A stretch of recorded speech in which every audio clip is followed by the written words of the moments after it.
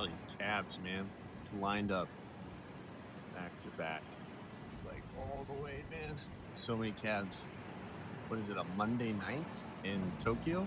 Just shows you what the real nightlife is. Just shows that the culture here, right? Because so many people need a ride after they hit the bars. They're already hitting the bars on Monday night. They work hard, man. They work hard. It's crazy. It's better for them to just go out, unleash that stress, go drink, get a little wild. You know, most of them live in very small apartments. Can't really do anything in there. It's just like a bed and toilet and maybe a kitchen, a couple hundred square feet, maybe 100 square feet. It's kind of like the darker side of Asia. A little bit of a darker, those that know. Those that haven't visited or just see it from what they see on TV, you just actually live it right in the middle of Tokyo. You just kind of get that feeling. There's definitely a dark message, you know? Just more of a kind of anywhere from grim to perverted in a way. I don't know. Don't want to be saying it in front of people, you know? They'll be like, well, what the fuck is this guy saying about my country? Don't want to get anyone mad. Having a smoothie from 7-Eleven, it's pretty good. Just got out of a sauna. It's a 24-hour sauna, man. You get your own private room, fucking hot sauna. Then they got a cold plunge in there. And you get 90 minutes and they charge you like 20 bucks. It's fucking phenomenal. Feel like $1 million after. It's pretty good. People rocking and rolling around here still. Stumbling home. Still humid. But yeah, I think well, you know what? I can't really have an opinion on all of Asia, like saying who's the happiest, who are the most grim. Like, I feel Tokyo I think they got it for the darkest Asians, right? Who are the happiest though? I think Chinese are more like, I just don't give a fuck. I'm gonna do what I want to do kind of vibe. Or they just don't care, right? It's just like, whatever, fuck it. You know, like, it's just that type of vibe. Like Japan, I always thought I would be like, oh, I would love to live in Japan. I mean, Japan is nice. I love it. I actually love it. But just to visit, I don't know if I would live here though. You know, if I had to work with the locals, like actually work in the system, I don't know, man. It's all right. So come out here and they're all like coming out of cab, just stumbling home. But yeah, like to come out here and work in the system, I don't know if I could do it. It would feel, I would wish I would go back to the US and work. Like, just how I hear they work is just crazy. That's what it was. I was like, oh shit, I'm a little paranoid. But yeah, you know, I couldn't do it. I couldn't work in the system, right? So just taking that and then just taking it the overall culture, how dark it is, piecing it together, you're like, damn. Yeah, like before I was like, oh yeah, I love Japan. The first time you're here, you're like, this is amazing. You visit here and you're like, wow, it's amazing. I would love to live here. And people tend to tell you that and they're like, yeah, I would love to live in Japan. And it's the best place in the world. But it's different. You know, it's very different when you live here as opposed to visiting. It's the same with a lot of places, right? But any place here as a tourist, a lot different. You know, you start realizing that people work very hard here. They work very hard to present to you what you see, right? The cleanliness of the city. Also, not only the cleanliness of the city, but just what you see, the details, right? Very detail oriented.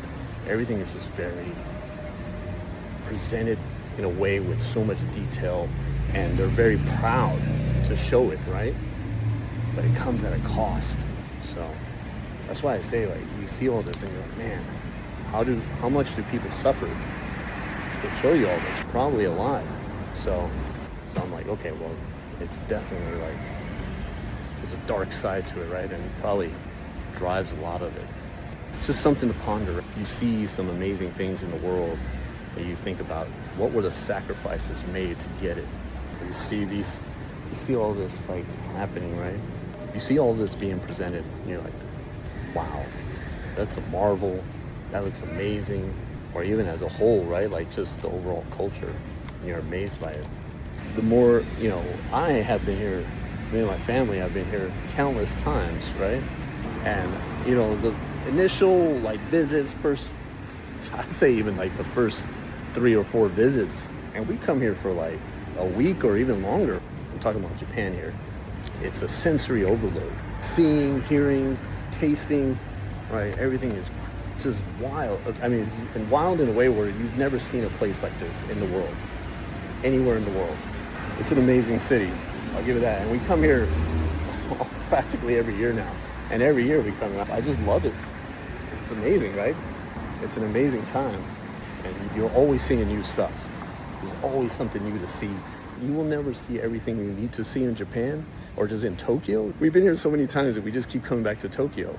Once we went outside of Tokyo, 3 times. Kyoto, Osaka, and Kamakura, down in the south where beaches are. But other than that, it's just constantly in Tokyo, right? Because there's so much to see. You cannot see everything in one trip. I don't care if you stay here for a month. And I'm saying that because I know most people with a regular job don't have more than a month of vacation, right? So you literally have to live here. And I even argue to say it would take you it'd probably take 5 years to see everything you need to see. And if you just went out every day for 5 years and just checked out new parts of the city and explore, it's that massive. You probably cannot fathom the thought of that, right? You just cannot imagine. It's huge. So, but just getting back to the point of what I was saying, we've been here so many times, right? And now I'm starting to realize, like, wow, I'm starting to see the dark side of Tokyo, to put it bluntly. And I'm looking at it like, I probably wouldn't live here if I had to work in the system, right? Pay the taxes, work in the system, work the salary, work the long hours, right? Do what the locals do and work how they work. I couldn't do it, man. Simply because I've seen the other side of having your time to yourself, having that free time, having that time freedom, location freedom. It makes a difference. Opens your eyes to what's possible. When you get in a position where you can work on things that you want to work on, your passions, or just work on things that you're good at, it starts opening your mind and you start seeing how people live day in, day out. But yeah, but I love Tokyo. Don't get it twisted, it's amazing. We come here all the time. The food's amazing, the people are amazing, the place is amazing, it's pristine, it's clean. New York could be a challenger to Tokyo if they would just clean the fucking streets. It smells like shit everywhere. You don't feel safe. You're always looking over your shoulder. Here, I'm in like 2 a.m. in Tokyo. I'm in the middle of fucking, I don't even know where I am. I'm just roaming around the streets and I feel safe as a motherfucker. Maybe because of my size too. But no, there's some big Japanese guys, man. There's some big Japanese guys. So it's not even that. It's just like, it's very safe here. That's the plus to it. But getting back to what I was saying, it's also has a dark side. Those that know what I'm talking about. You know what I'm saying. So what would I say the happiest Asian country in the world would be? I haven't been to Korea, but from what I've heard, I don't think it is the happiest country.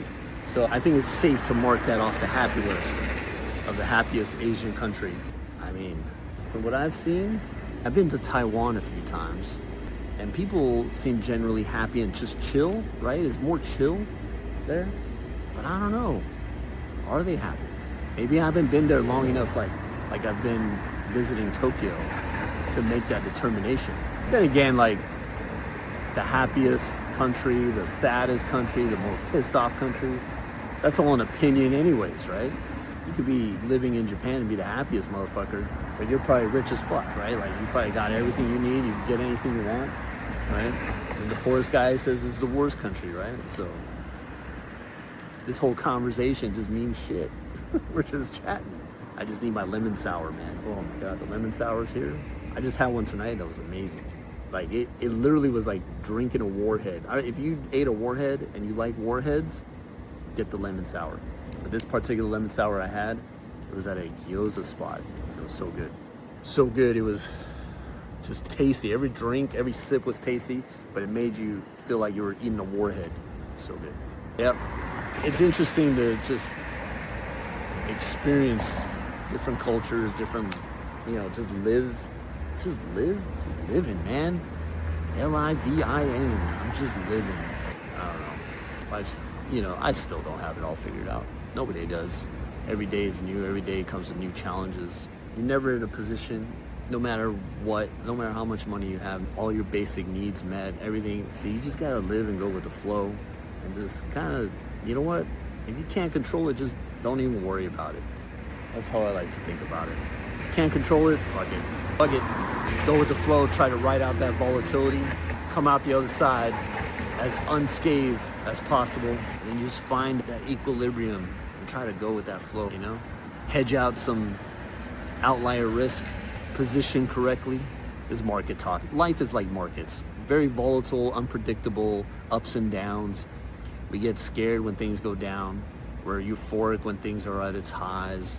But it's just like trading the markets. That flow state, hour by hour basis, daily basis, every day. You gotta like put yourself in that, through that. And then you're like, oh my God, life is just like this. Those that trade know. They know what I'm talking about. You start comparing this to life, and then things in life that are usually stressful to people, you know, like say things in life that are stressful for my wife are not stressful for me. And with that, maybe I may seem insensitive to those events, right? And I look like an ass, or I just look like I don't care, right? And that creates challenges too, right? With relationships. Relationships have challenges too. I don't know. All you got to do is just try to get enjoyment out of it in the times that count. You know, people that are important to you, try to find those moments that you can enjoy, you know? Try to be there, be present for that moment, or moments that mean something to people close to you. You can't please everyone, right? You can't be enjoying everyone's special moment, otherwise you'll never enjoy your own, right? And there you go. There's the balance, the equilibrium, the high and the lows, right? Trying to, you know, average it out, that moving average. But hopefully your life is going up and to the right, just like a price chart of the S&P 500, up and to the right. Let me just turn on this fucking camera and say some shit. Maybe get something flowing out. I had no plan, no nothing. You know, this is not scripted. I just talk. I feel scripting is very fake. I mean, it's necessary in some cases, but for the most part, if you just go off the cuff and talk, and you actually make sense for people to understand it, and you can prove and show that you know what you're talking about while doing it, the better you are at it, the more confidence people would have in you. So if you're gonna talk and lecture to people about something, be damn sure you know about it, to the point where you can just talk about it off the cuff, right? And explain it to people so they understand it in a way that's easy for them to understand, or at least show them what's possible. That's what I try to do with my videos.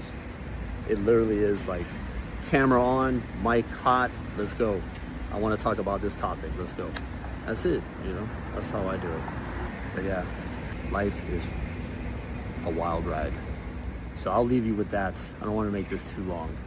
I'll throw it through the AI editor so it could edit all the just the gaps and the filler words and whatnot. Maybe it'll spit out something that you guys can chew on.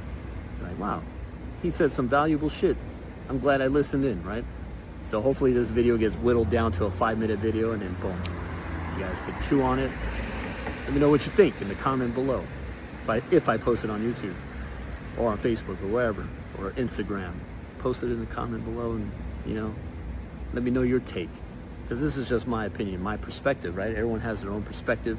There's people that travel more than me. I'm not saying I'm like a great world traveler. There's people that have traveled way better, way more than me, and seen more than me. Who knows? I like to hear it. These are the things I like to talk about. So, anyways, hopefully that was valuable. Take care. Been traveling since May. Almost done. It's August now. I love it though. It's good. It's just to get out of your hometown and just see the world. All right, peace out.